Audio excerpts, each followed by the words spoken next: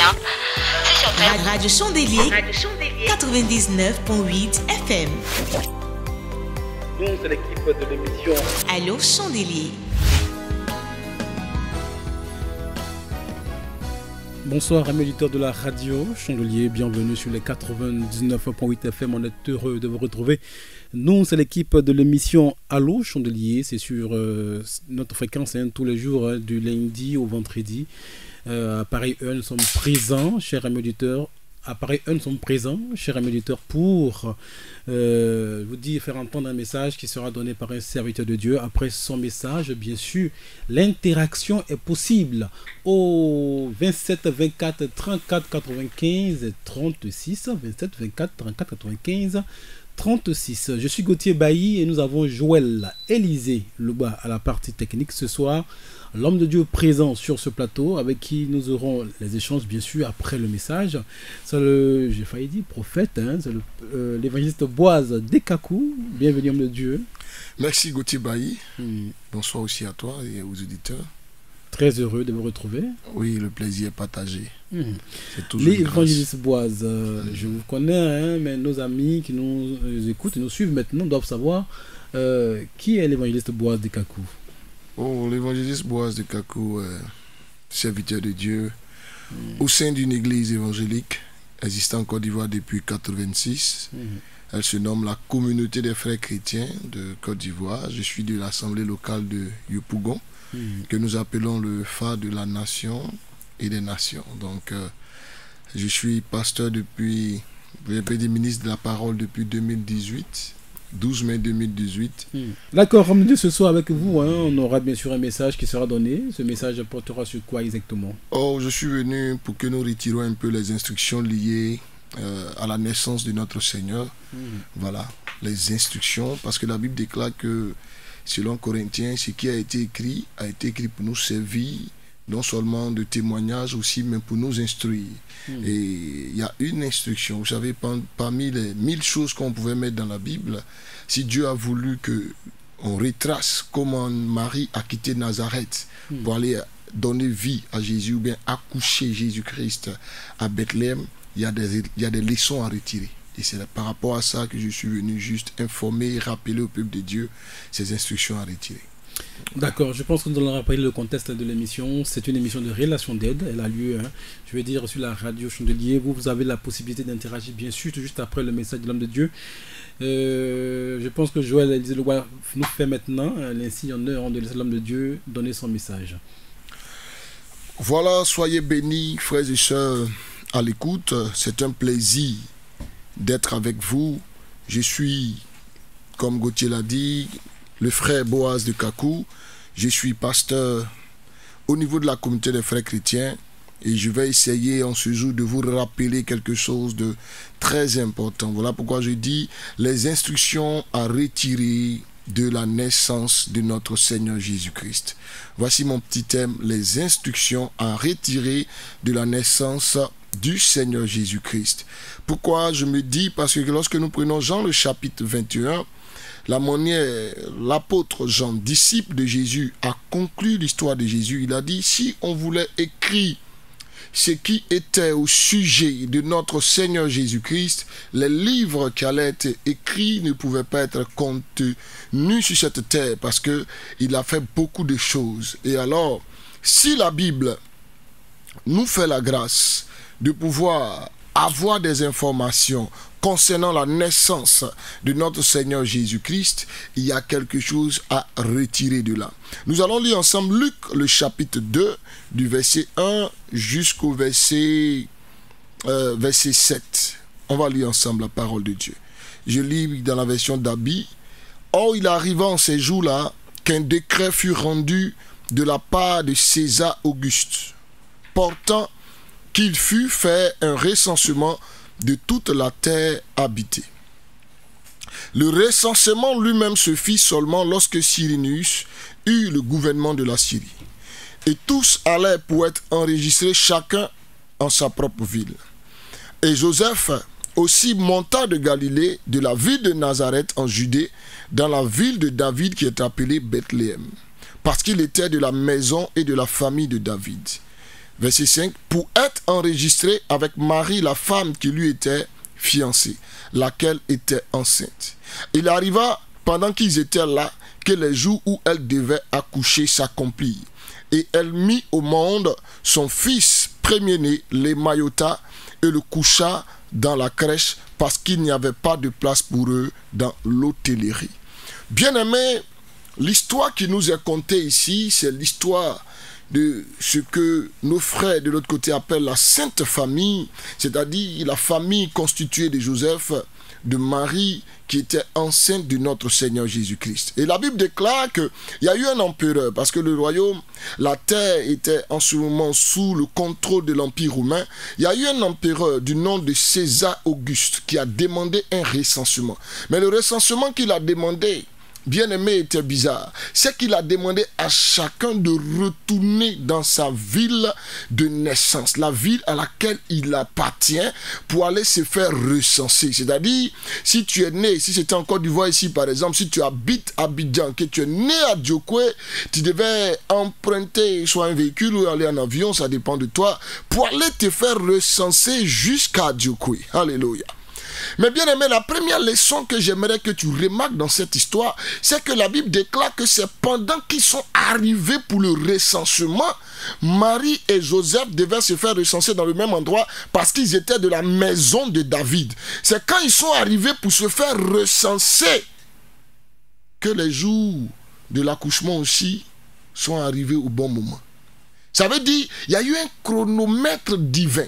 Je ne sais pas si tu vois quelque chose. La Bible ne parle pas de quelque chose au hasard. Si la Bible commence par parler de la décision de ce roi, tu sais pourquoi? Parce que Jésus a été annoncé et donné à Marie à Nazareth. La Bible déclare qu'au 6e mois de la grossesse d'Élisabeth, un ange est apparu à Marie.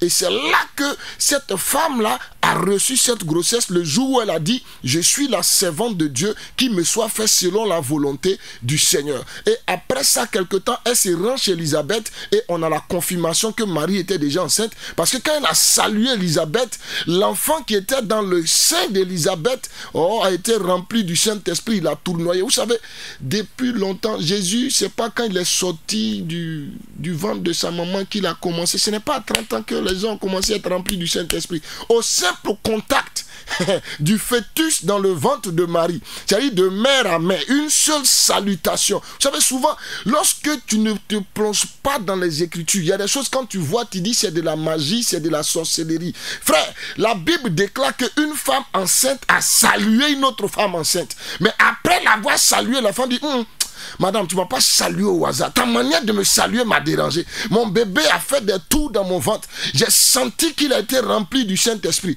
Frère, c'est comme ça que la Bible nous permet de savoir que Marie était déjà enceinte. Parce qu'elle dit, qu'est-ce que la mère de mon Seigneur vient faire chez moi? Alléluia. Donc Marie reçoit la grossesse à Nazareth. Bien aimé, la première instruction que j'aimerais te dire, dans la vie, il y a un endroit où tu peux recevoir une parole. Et il y a un autre endroit où tu verras l'accomplissement de la parole. Tu dois avoir cette sagesse.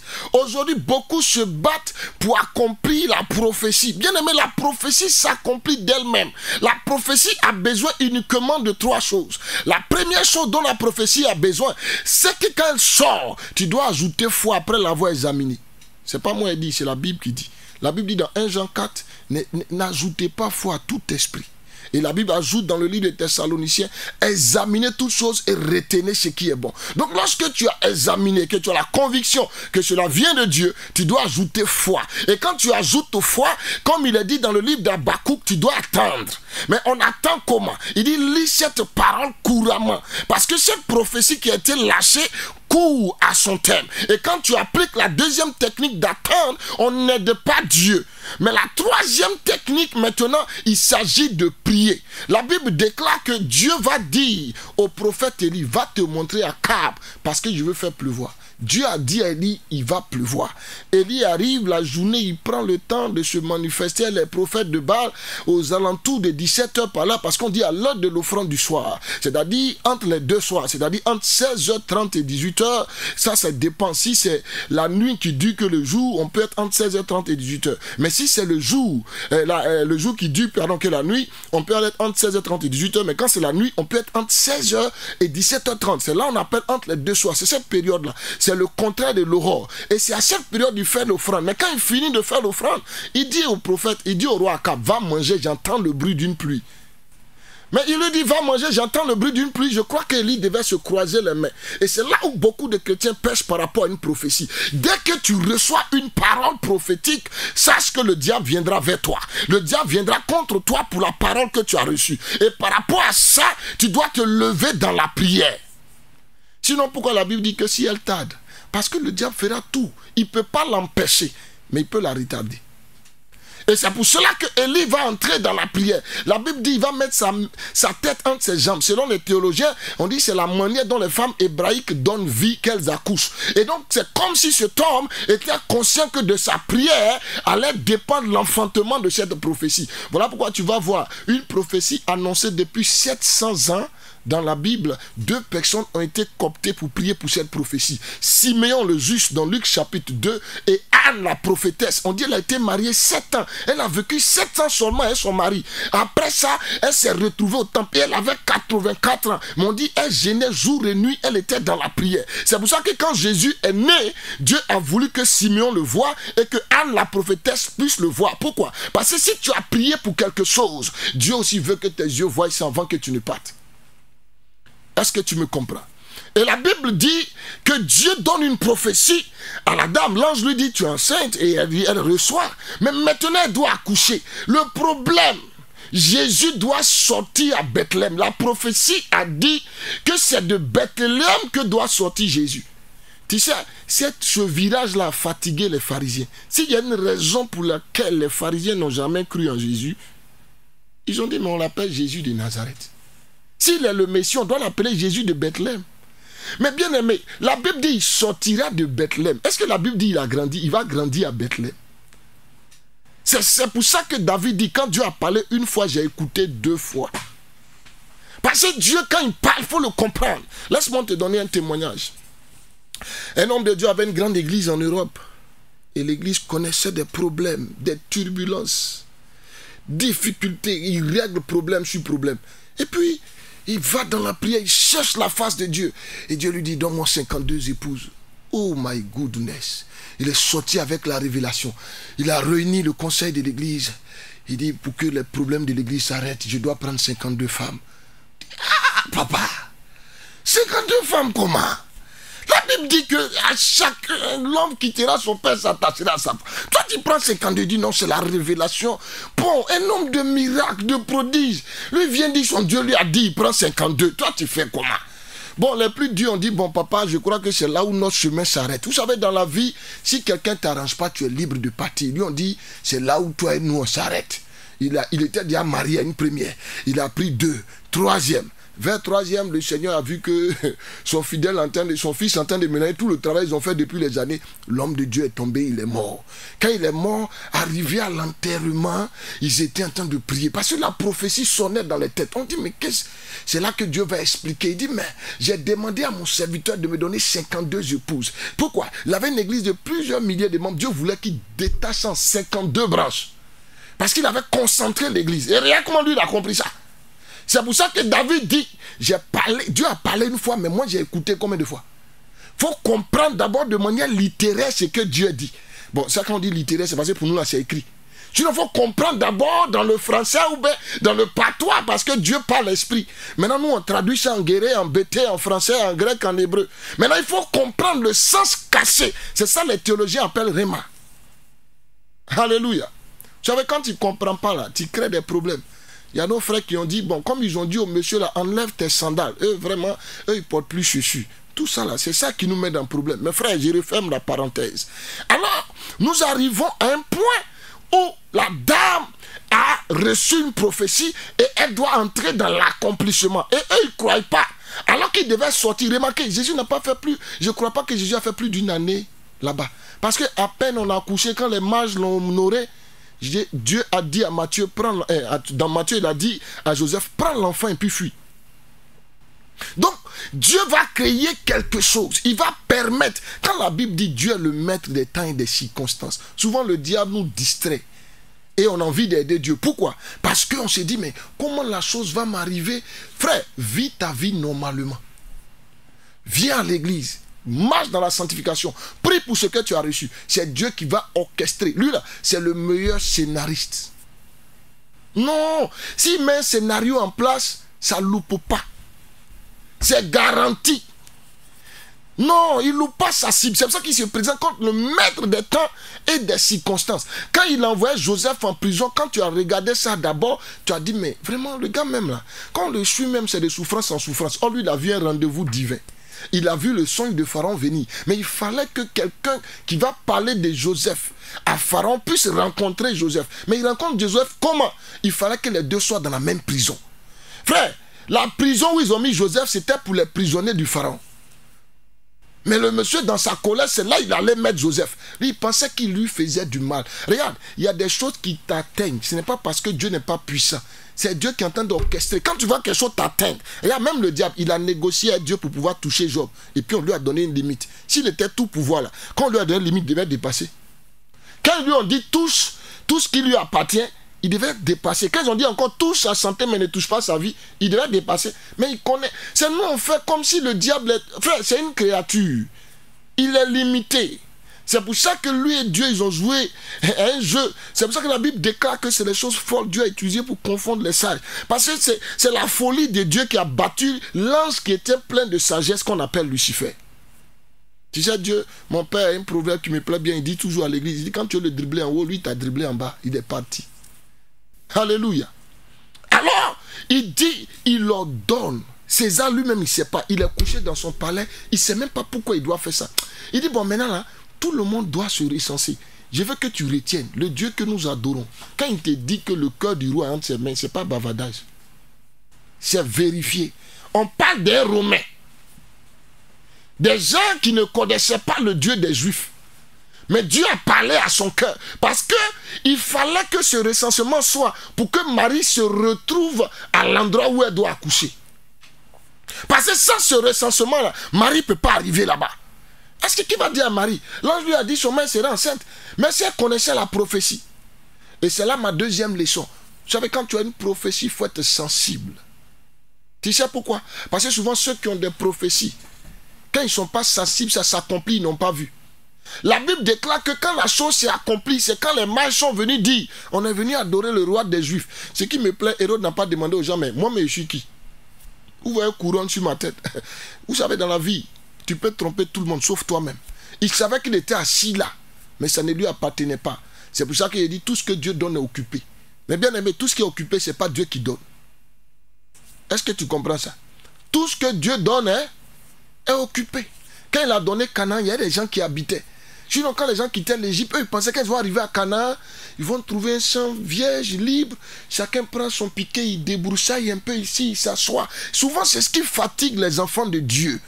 Parce qu'il y a une dimension de combat pour entrer dans ce qui t'appartient. Mais je fais ma parenthèse, je reviens rapidement.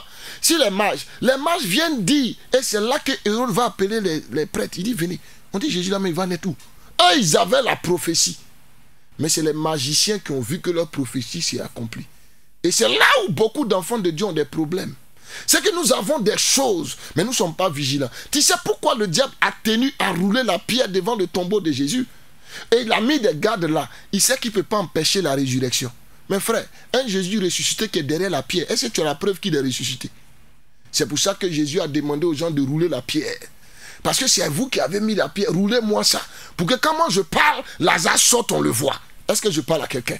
Bien-aimé, écoute-moi très bien. Tu as besoin d'être sensible. Tu as besoin de monter dans l'esprit pour ne pas louper ce genre d'orchestration divine. Et alors Marie arrive. Alors elle est arrivée dans le territoire indiqué par l'aide de Dieu. Deuxième scénario que je vais te montrer, la Bible déclare qu'ils cherchaient hôtel pour dormir. Quand tu lis le verset 7, on dit qu'il n'y avait pas de place pour eux dans l'hôtellerie. C'est-à-dire qu'ils cherchaient hôtel pour dormir. Mon frère, en temps normal, tu as voyagé avec ta femme. Tu vas l'embêter où? C'est à l'hôtel. Mais frère, l'enfant qu'elle porte là, c'est pour ça que souvent quand tu portes quelque chose, il faut avoir la révélation. Je me rappelle quand j'étais au locaux, on avait une cellule et puis un homme de Dieu est venu, il a donné une prophétie à quelqu'un, puis après lui-même il vient, il dit mon frère, Yakou. On lui a dit pourquoi? Il a expliqué. Parce que quand Dieu lui parlait en son temps, oui, Dieu va faire ça à toi. Il dit, il traîne par terre. Les gens le soulèvent, il est sous onction, frère. Il est ému. Quelqu'un pourrait dire, il est ému. Mon frère, on dit, il est ému. Alléluia. Alors, qu'est-ce qui se passe? Ce dernier-là, quand Dieu a commencé maintenant à vouloir accomplir la prophétie, c'est qu'il a commencé à traverser. Ça fait que quand Dieu parle à quelqu'un, maintenant, lui-même, il jette un regard.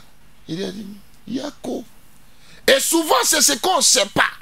Marie, on dit tu as porté le Fils de Dieu. Mais est-ce que tu as demandé son identité? Jean a révélé son identité. Quand Jean l'a vu, il dit, vous voyez un homme marcher là. Mais en réalité, c'est l'agneau de Dieu. Comment toi, tu as déjà vu un homme? Imagine, on est là à Abidjan actuellement. Et puis on dit, non, monsieur arrive avec sa génisse. On dit, monsieur, au pâté où? Non, je suis venu à Afosuc. Ou bien je suis venu dans une maternité. Ma génisse va mettre bas. On dit, monsieur, il faut aller chez le vétérinaire. Ici, là, c'est pour les hommes. Et elle porte un agneau. Elle veut aller dans l'hôtellerie pour dormir. Et puis là, si ça arrive qu'elle a des contractions, là-bas, elle va accoucher. Dieu dit, On vient, quand ils arrivent, on dit, madame, place c'est fini. On dit, il y avait une dernière chambre. C'est parce que vous avez tardé. Ils ont tourné jusqu'à il fait nuit. Marie a des contractions. Joseph dit, où on est arrivé là, le bébé est presque venu. C'est qu'on va faire, en demander. Ils ont, monsieur, on est coincé, si on ne peut pas. Le monsieur aussi dit, non, je ne peux pas dormir chez vous. Laisse-moi te donner un témoignage. Dans la vie, il faut être sensible, il faut obéir à Dieu. Un jour, je suis parti à Divo pour aller évangéliser. Mon affaire d'évangéliser en brousse. Je suis allé, je ne connais personne. Je suis arrivé tard dans la ville. Le Seigneur m'a dit, cherche une, comme c'était un vendredi, cherche une veille de prière, tu as dormi, puis matin, je vais t'orienter. J'ai dit non. Comme j'avais appris que j'avais une connaissance ici, attends, elle a cherché. J'ai commencé à chercher cette connaissance. Chercher, je n'ai pas trouvé. Un jour, vers tard dans la nuit, pardon, un monsieur m'a dit, mon frère, tu es nouveau ici, il faut voir, les gens vont t'agresser. Allons au commissariat. Quand on est arrivé au commissariat aussi, pour qu'ils passent la nuit là-bas, puis le matin, ils me cherchaient. Ils ont dit, monsieur, les bandits peuvent venir nous attaquer à tout moment. Donc, on va chercher une veillée où on va vous envoyer. Mais comme c'est des païens, je vais me déployer dans veille funèbre. Voilà moi maintenant dans costume assis. Si j'avais obéi, le Seigneur m'a dit, tu as vu, il t'a dit de chercher veille, tu ne m'as pas écouté. C'est pas dans veille tu es venu. Si tu m'avais écouté, j'ai veillé de prière, tu allais entendre des bons chants, être édifié. Mais maintenant tu es là, tu entends les papagnons, les guinipons. Puis voilà, je suis assis, je baille au milieu de mon frère. C'est policier qui veut me déposer. Là, ne me demande pas, monsieur, de quitter où. Je suis sapé dans Costa. Frère, obéir à Dieu est mieux. Si Joseph avait demandé, il n'allait pas se fatiguer. À peine il rentre dans la bergerie nette, la femme accouche. Pourquoi? Parce qu'il y avait un enseignement là. L'homme est tombé. Et celui qui vient nous chercher là, il est venu pour nous prendre, se mettre à notre niveau pour nous aider. Quand l'homme est tombé, il était nu. Rappelez-vous que le Père lui a dit, tu es poussière maintenant, tu as retourné à la poussière. Donc il était au niveau des minéraux. Mais lui-même, par ses efforts, il a mis des feuilles sur lui. Donc, il est monté dans le règne végétal. Mais c'était petit. Quand Dieu voulait le chasser du jardin, maintenant, il a tué un animal et il lui a fait porter ça. C'est pour ça que plus tard, la Bible parle de l'homme animal. En ce moment-là, quand il sort du jardin, il est homme. Mais là où il est tombé de sa chute, là, au niveau où il a pu remonter, il est dans le règne animal. Donc, celui qui vient le sauver doit descendre dans ce même règne pour l'aider. Et c'est pour ça que Dieu a envoyé son agneau pour venir naître. Parce qu'il venait sauver comment? Les hommes qui sont tombés dans le règne animal. Est-ce que tu comprends? Ma dernière information à te donner. Frère, quand ta femme est enceinte, c'est pour ça que je suis venu te parler de la part de Dieu. Ce n'est pas une affaire d'avoir l'argent. Non, elle va accoucher à la Pisam. Elle va accoucher dans tel coin. Frère, l'endroit où les eaux seront sacrées. Aujourd'hui, on a évolué en matière de technologie, mais on a oublié les lois qui sont sous le ciel. Avant là, les femmes, nos parents, leurs parents ne connaissaient pas Christ, mais ils connaissaient ces secrets-là. La femme n'accouchait pas n'importe où.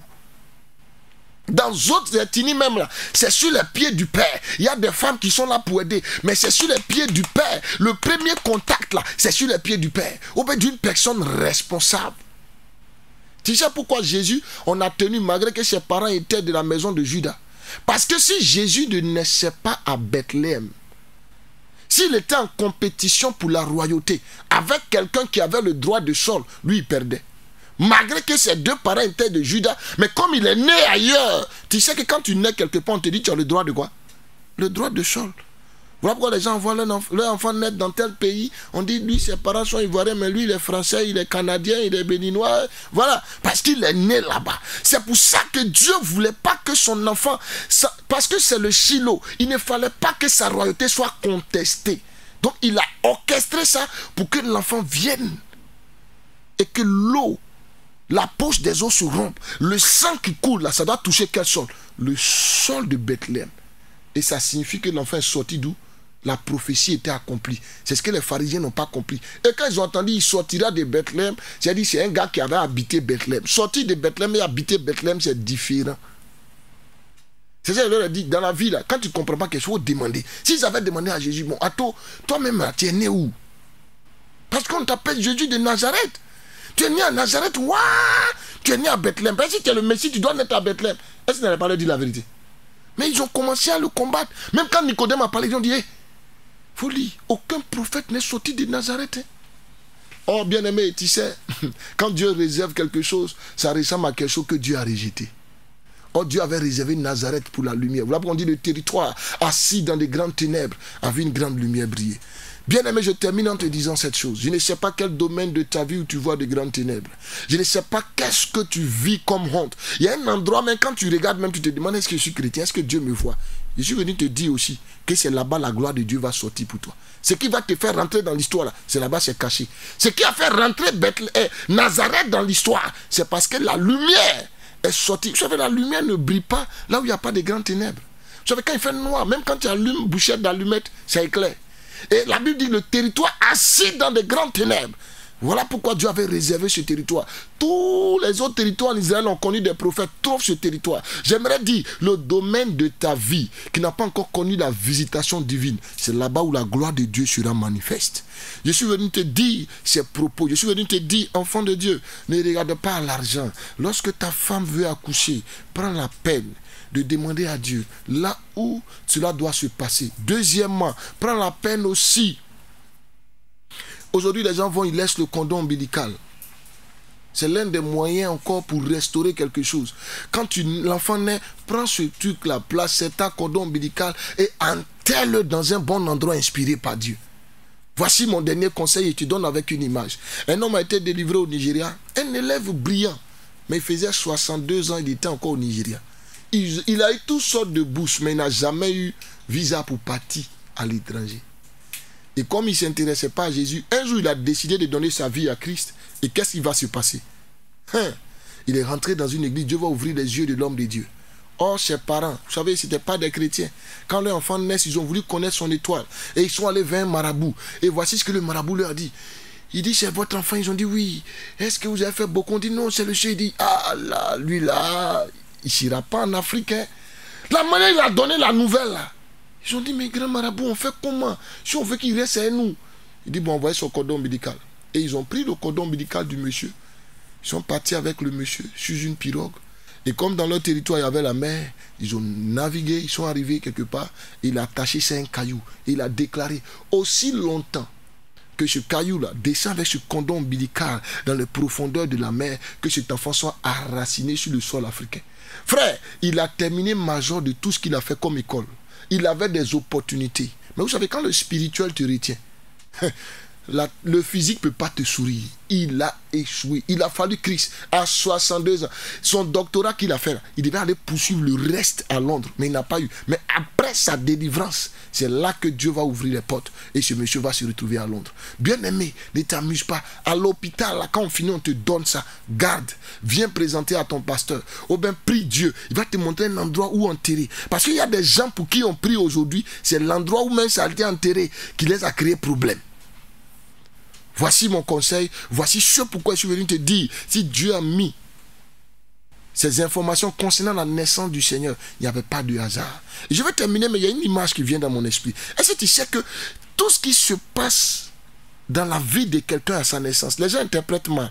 Mais en réalité, ça révèle qui il est. La maman de Jésus pouvait se fâcher pour dire, mais c'est quel enfant on a cherché au terre pour habiter, on n'a pas eu. C'est quand on est arrivé dans bergerie que lui, il sort. Je me rappelle un ami dont je tairai le nom. Quand sa mère partait l'accoucher, ils l'ont mis dans un premier véhicule. Le moteur s'est cassé. Jusqu'au village, on l'appelait Sakiloto. Et les gens voulaient l'accompagner. On dit, l'enfant, la madame, enfant que tu as fait là, c'est pas bon enfant. On voulait l'accompagner. Vous savez, en Afrique, on dit accompagner, tu comprends. On voulait l'accompagner. Et vous savez ce qui va se passer? C'est le sorcier du village, réputé sorcier. C'est lui qui dit, donnez-moi l'enfant. Il a massé l'enfant, massé. Son visage est sorti. Joli garçon. Au bout de 3 jours, on voit un joli bébé. Vous savez, souvent, la beauté sauve. Hein? La même manière que quand ils ont vu que Moïse était joli, ils n'ont pas voulu le sacrifier. Sa maman l'a pris. Aujourd'hui, mon ami là, un serviteur de Dieu authentique. Alléluia. Les parents de Isaac n'ont pas compris. Quand Dieu a envoyé Jacob, tu sais pourquoi Dieu a changé le nom de Jacob? Parce que le problème, ils ont mal interprété. Dieu avait emmené Jacob avec une seule pensée. Dieu savait que Isaac était le seul hébreu de la terre. Comme un seul homme avec une seule tribu. Dieu avait vu le combat. Vous savez, quand une prophétie est profonde pour toi, Dieu te la donne ça avec une personne. C'est pour ça qu'il y a des personnes qu'on appelle des fils de la promesse. C'est-à-dire qui sont l'accomplissement d'une prophétie. Voilà pourquoi dans Hébreu, on dit que Isaac était l'effet de la prophétie que Dieu avait donnée à Abraham par rapport à la nation que Dieu avait donnée. Donc tu vois, Dieu savait que Isaac allait avoir des combats. Regarde, quand Isaac a creusé, puis ils sont venus fermer. Alors Dieu va lui envoyer un enfant qui remporte toutes les batailles. Voilà pourquoi Dieu lui a dit, ton vrai nom, c'est Israël. Tu as combattu avec Dieu, tu as gagné. Tu as combattu avec les hommes, tu as quoi? Tu as gagné. Pourquoi? Il cherchait à avoir le droit d'aînesse. Il a eu la bataille. Il cherchait à prendre la bénédiction du Père. Il a eu bataille de ça. Quand il est arrivé chez son oncle là-bas, 10 fois ils ont volé son salaire. Mais lui, en un seul coup, il a tout récupéré quand l'oncle même a changé de visage. C'est un homme qui ne perd pas de bataille. Mais comme ils ont regardé, parce qu'il a lutté avec son frère, et qu'il est sorti, il a attrapé talon net, on l'appelait, toi, tu dois aimer les faux cœurs. Il a attrapé talon de son frère, ils l'ont appelé Jacob. Frère, on ne donne pas le nom de l'enfant comme ça. C'est pour ça que lorsque Jacob a vu sa femme Rachel mettre son enfant au monde, et elle voulait l'appeler enfant de mauvais augure, il dit non. Il dit on l'appelait Benjamin, enfant de bon augure. Parce qu'il sait, il y a des gens qui vivent des batailles aujourd'hui. Parce qu'on leur a donné des mauvais surnoms. On leur a donné des mauvais noms à cause de ce qu'on a vu, ce qui s'est passé à la naissance. Lui là, quand ma femme devait accoucher, mais on a eu des problèmes. Lui là, ça on a appelé un enfant à problème.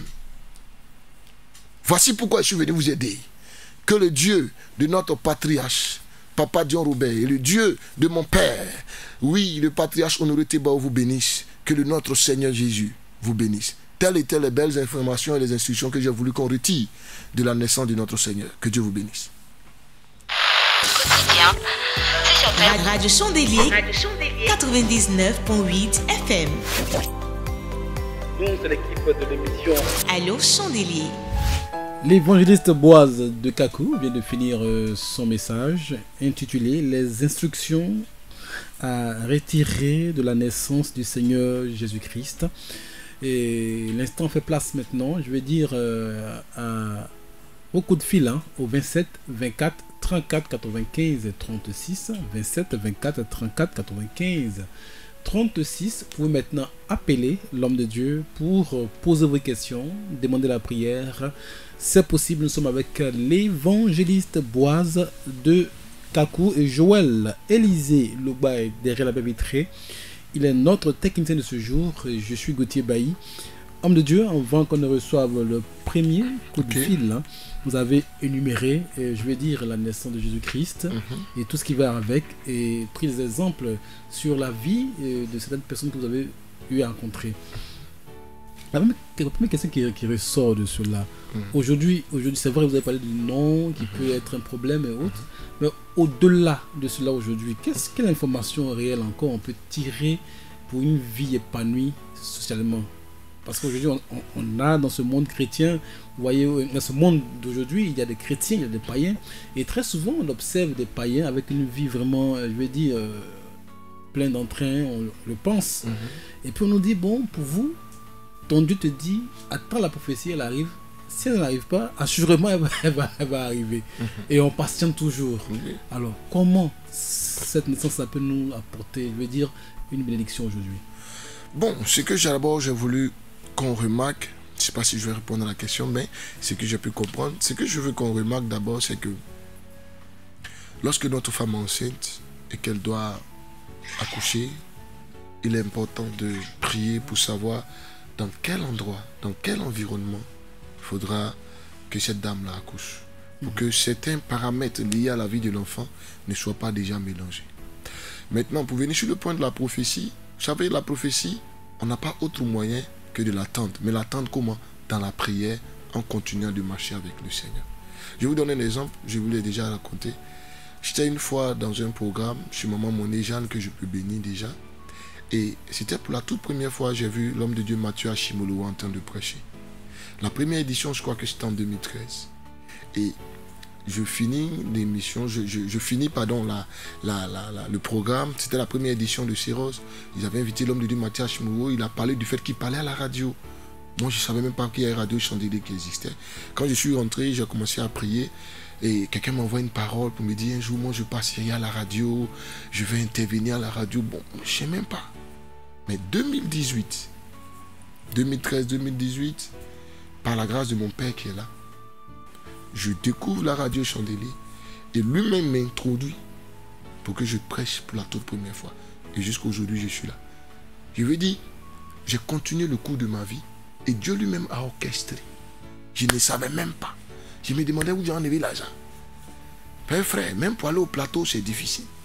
Maintenant, tu vas venir prêcher à la radio. Mais c'est ça. Quand Dieu dit d'attendre, c'est de ne pas l'aider en fait. Continuer le rythme de ta vie.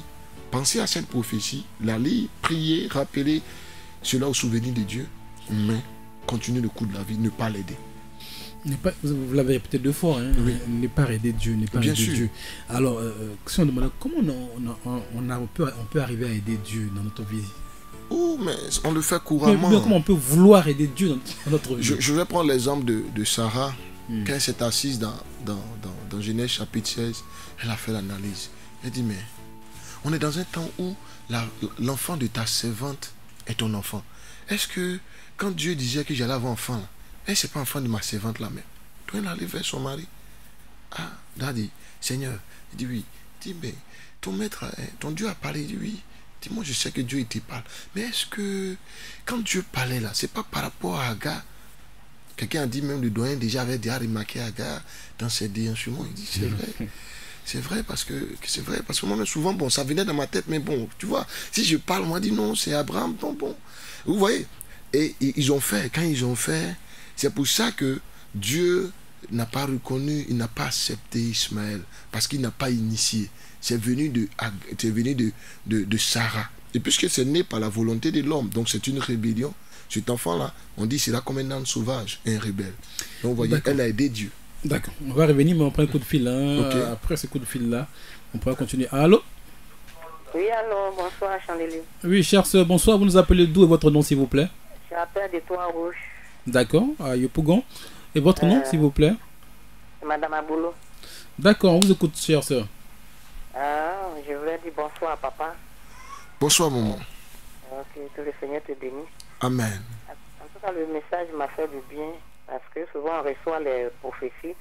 On pense qu'en même temps que la prophétie est donnée, en même temps qu'elle va se réaliser et du coup on ne prie pas et puis on attend et puis après on est découragé. Mais ce soir, en tout cas, ça m'a fait du bien. Donc je voulais vraiment vous encourager et que le Seigneur vous bénisse pour ces révélations-là. Merci beaucoup, maman. Que Dieu vous bénisse. Amen. Merci d'avoir appelé, maman. Amen. 27 24 34 95 36, homme de Dieu. Oui. Alors voilà, voici encore une des questions. Notre Dieu, il est le Dieu souverain. Toutes choses arrivent par sa main. Et il sait à quel moment il va nous exaucer. Il donnera une parole. Pourquoi très souvent cette parole doit durer? De l'autre côté, quand on va voir un marabout, le marabout te dit dans le temps que je suis là, tu l'auras. Et puis effectivement, on a ça. Ça ne porte pas la confusion un peu? Non, ça ne porte pas la confusion. Vous savez, Gauthier Bailly rentre à la maison, son fils de 5 ans, je dis n'importe quoi, lui dit papa, vraiment, je veux que tu m'achètes une voiture. Bon, dans un premier temps, tu penses au jour, il dit non, je veux avoir ma propre voiture. Comme tu dis, j'ai compris, je vais t'acheter une voiture. Mais je crois que même si Gauthier a les moyens, vous n'allez pas acheter une voiture à votre enfant à 5 ans, là où il est. Vous êtes obligé d'attendre. Quand il va grandir, il aura la maturité d'avoir un permis, puis j'allais lui offrir un véhicule. Mais c'est pareil. J'ai posé cette question au Saint-Esprit. Il dit, mais pourquoi on a l'impression que tu tardes? Il dit non. La prophétie, le délai, c'est la maturité nécessaire pour pouvoir assumer la prophétie.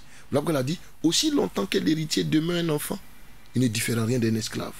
Donc même si toute chose lui appartient, il est sous des tuteurs. Ça veut dire quoi? Il n'a pas encore la maturité pour gérer. Donc on ne peut pas lui donner. Ce que Dieu recherche, c'est la maturité. J'ai déjà pris l'exemple ici d'Abraham. Abraham fait 25 ans pour attendre Isaac. Mais en réalité, Abraham a fait une seule année. Parce que quand il sort de l'Égypte, il sort de son pays, il va faire un certain temps en Égypte, il revient avec l'autre, avec qui il fait 11 ans. D'accord. On prend un coup de fil, hein. L'histoire continuera tout à l'heure. Oui. Allô? Allô? Oui, Bonjour, monsieur. cher frère, vous nous appelez d'où, s'il vous plaît? Je vous appelle Langré, à la 8e branche. D'accord, votre nom? C'est le frère Patrick. On vous écoute, cher frère Patrick. Bonjour, papa. Bonjour, frère Bonsoir, Patrick. pardon. Bonsoir. Oui. En fait, j'ai écouté le message, j'ai pris le message en cours. Ok. Je voudrais poser 2 questions, si ça ne vous gêne pas. Ok. Allez-y rapidement. Oui. Ma première question, vous avez dit dans le message que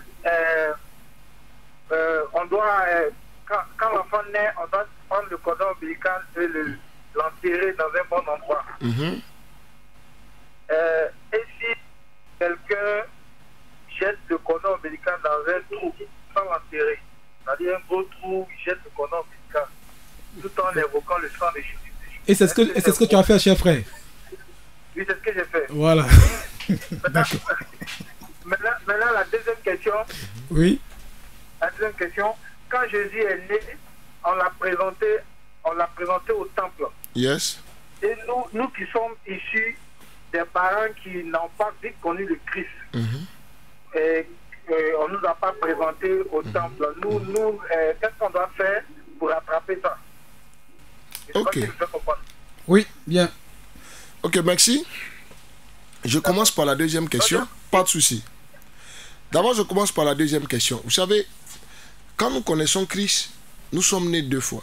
Si notre première naissance, on ne nous a pas présenté, mais notre deuxième naissance, nous sommes présentés. Parce que la Bible déclare dans Jean 3 qu'il faut naître de nouveau. On est né de nos parents charnels, mais on naît.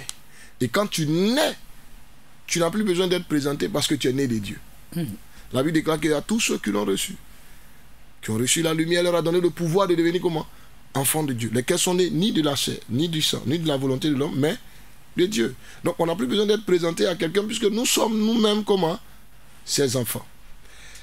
Ici, la pratique continue. Pourquoi? Parce qu'on appelle ça une dédicace. Nous, quand nous devenons chrétiens aussi, nous allons présenter nos enfants. C'est juste dédier l'enfant. Dieu m'a donné quelque chose, je viens lui rendre grâce. Je viens lui présenter la chose.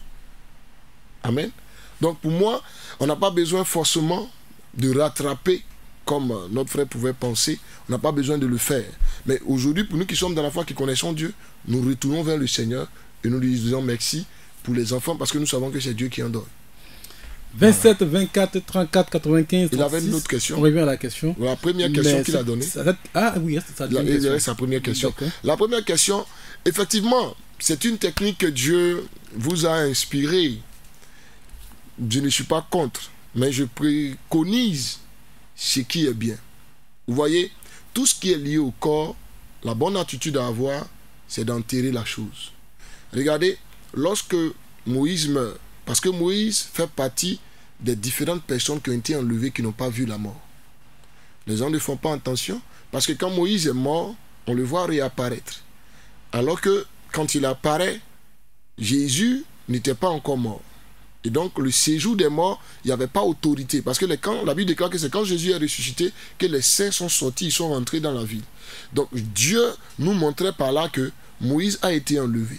Mais il a été enlevé différemment d'Élie qui a été enlevé avec son corps. Lui, il est parti. Donc il laisse le corps vide. La Bible déclare que le diable est venu réclamer.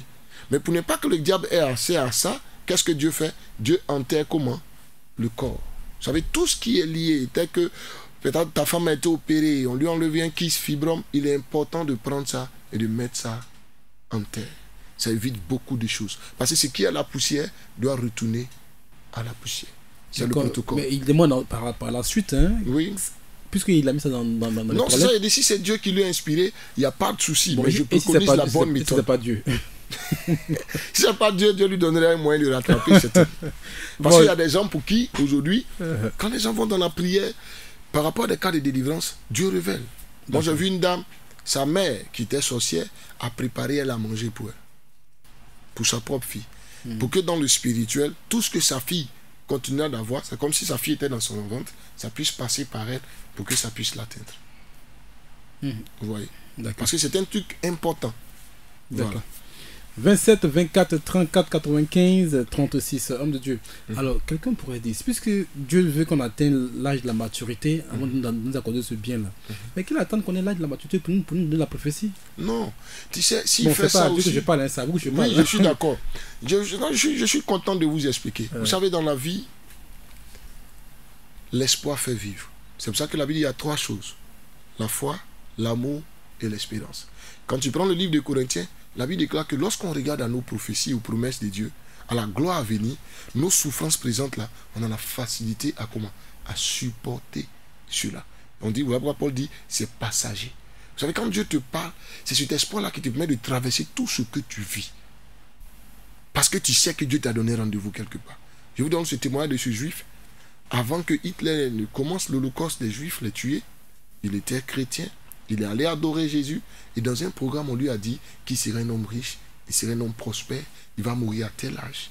Il pesait 84 kilos, ben combien qu'on lui a dit ça? Oui, 74 kilos qu'on lui a dit ça.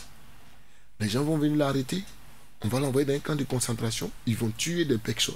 Il va faire 2 semaines sans manger. Quand les Alliés sont venus attaquer les Français, ils ont bataillé. Quand ils ont vu qu'ils allaient perdre la bataille, ils ont pris et les vivants et les morts, ils ont creusé une fosse, on les a mis dedans. Pendant 2 jours, en train de tirer. Lui, il entend une seule voix qui lui dit, ne ferme pas tes yeux. Si tu fermes tes yeux, tu es mort. Pendant 2 jours, il a ouvert ses yeux. C'est sa tête seulement qu'on voyait, on a jeté des corps sur lui. Et puis, il a tout fait pour ouvrir. Mais à un moment donné, il a fermé ses yeux. Et les gens, les alliés ont pris le camp, ils ont commencé à chercher des survivants. Est-ce qu'il y a des survivants? Est-ce qu'il y a des survivants? Personne ne parlait. Et c'est un soldat qui a dépassé le tas de corps qu'ils ont mis là, qui a regardé Dieu dans sa grâce, il a vu les 2 yeux bouger dans leur orbite. Il a dit, il y a un vivant là. Ils l'ont enlevé. De 74 kilos, il pesait 47. Ils vont comment on appelle ça, dans le thème de la médecine, le traiter, il va se retrouver. Mais cet homme, avant de mourir, tout ce que Dieu lui a dit, c'est accompli. Rappelez-vous quand Paul a croisé la tempête, l'ouragan, tout ce qui suit, l'ange lui a dit. Et il a dit ça aux gens, il dit, l'ange du Dieu auquel j'appartiens m'a dit que je vais comparaître. C'est pour ça qu'on dit que quand tu portes une prophétie, tu ne peux pas mourir. Tu comprends? Ça t'aide à traverser des choses. Parce que Dieu a parlé sur ta vie. C'est très important. Donc Dieu nous parle pour nous encourager. D'accord.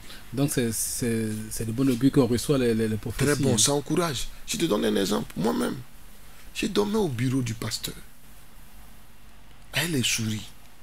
Mais quand on parle sur ma vie, frère, quand on parle sur ma vie, j'ai l'impression que demain, il n'y a plus d'homme de Dieu à Abidjan, pas moi, frère. Mais ça, non, tu seras grand, non, frère, ça me consolait. Aujourd'hui, je suis en train de voir un peu. C'est comme ça. Ça encourage. Allez, que Dieu nous bénisse. Il nous reste pratiquement 4 minutes. Hein. Oui, on va résumer le message de ce jour et puis donner vos contacts, indiquer votre lieu de culte, votre lieu de culte et votre programme. Voilà. De la semaine. Je vais courir d'abord sur le programme parce que nous avons 3 jours avec un homme de Dieu, le prophète Moïse Honoré, qui nous vient de la France, de Paris. Pour ceux qui ont été à la dernière croisade de l'homme de Dieu Kakou Sévérin en France, avant qu'il n'arrive en Côte d'Ivoire et qu'il ne décède, il est celui-là pour qui cet homme a beaucoup prié en Europe pendant cette veillée. Et nous avons eu la grâce de le croiser, ça fait plus de 3 ans de cela. Et Dieu lui a mis à cœur de venir nous visiter à Abidjan. Et donc nous avons 3 jours de programme. Pour ceux qui l'ont déjà vu dans les Caraïbes, dans les Antilles, en train d'exercer, les gens ont pensé à l'homme de Dieu, Papa Kakou Sévérin. Lui, il leur a dit non, moi c'est prophète Moïse. Et nous le recevons et nous voulons inviter nos frères. C'est quelqu'un avec qui des paralytiques marchent, des aveugles voient. C'est un homme qui a une grâce particulière de Dieu. Nous le recevons pour 3 jours vendredi 12 mai, 18h30 à 21h30. C'est au temple de la communauté des frères chrétiens, notre temple qu'on appelle la Renaissance. Nous sommes situés à 200 mètres de l'hôtel Boulafla. L'hôtel Boulafla est derrière la pharmacie Toit Rouge. Nous sommes situés là. Le samedi, 16h30 à 20h. Dimanche aussi, 16h30, 20h. Nous terminons et nous allons dire merci à Dieu pour ces 15 années de ministère. Donc, nous invitons tous nos frères et sœurs d'Abidjan. Nous avons mis un tel programme parce que nous avons mis l'après-midi pour permettre à nos frères de quitter leur culte et de venir. Nous ne cherchons pas à garder des frères. Non, nous souhaitons que ces personnes soient touchées par Dieu et qu'ils retournent dans leur maison. Et ce programme-là est pour eux. Le thème que Dieu lui a inspiré, c'est Jésus le Consolateur. Et c'est ce vendredi 12 mai. Ça nous tient à cœur, vous êtes nos invités. Les contacts 01 51 29 29 39. 01 51 29 29 39. Je réponds une dernière fois. 01 51 29 29 39. Le second contact, c'est le mien. 01 01 52 65 55. Je réponds. 01 01 52 65 55. Une troisième fois. 01 01 52 65 55. Ce contact WhatsApp. Vous pouvez m'appeler dessus, vous pouvez m'écrire. Nous avons la page Facebook et les programmes de l'église. Dimanche matin, nous avons deux cultes, 6h30, 9h30, le culte de la jeunesse, un culte avec les jeunes, et puis 10h, 13h, le culte avec les adultes. Nous avons séparé parce que nous voyons le diable attaquer la jeunesse et nous voulons préparer notre jeunesse pour diriger ce pays, pour que la jeunesse chrétienne soit prête pour pouvoir assumer le grand rôle dans cette nation.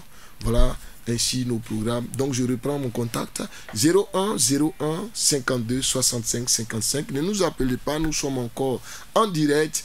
Voilà, attendez quelques minutes pour nous appeler. Que Dieu vous bénisse. Merci à l'évangéliste Boaz de Kakou pour cette émission de Allo Chondeli qui s'achève ainsi. On vous donne rendez-vous encore demain pour notre émission. Je suis Gauthier Bailly. On a eu Joël Élisée Lebois à la partie technique. Que la paix et la grâce de Dieu demeurent sur vous. Shalom.